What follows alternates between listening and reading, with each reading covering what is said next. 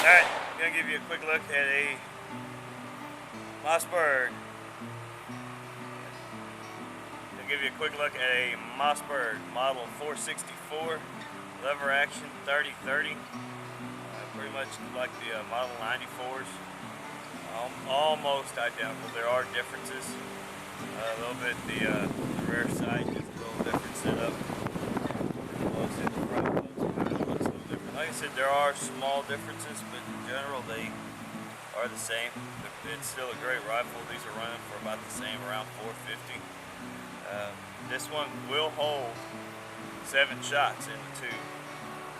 It's a clean action, safety on the back, hammer back. You know the drill with lever actions. Again, this is going to be a quick look at these. It's a really nice rifle, good hunting. You shoot with the regular 30-30 rounds that you can buy, or you can buy the Lever Revolution rounds, which in general these are good. Now I know people shoot long distance with these. Yeah, you can do it. I understand that, but in general, their average use is about 100 yards. These are good brush guns, you know, for what you see behind me.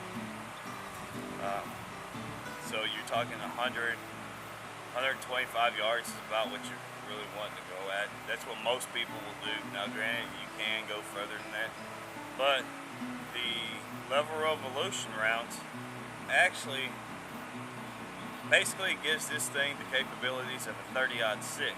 Yes, I know a 30-06 goes a lot further out there, but usually when you come to hunting with a 30-06, usually most people are shooting, you know, about 250 yards with 30-06s. And I know if you comment and say, well, I can shoot there 300, 400 yards, or I target shoot 600 yards with a 30-06, or I've seen videos of this. Yeah, I know they can do it, but I'm just talking in general.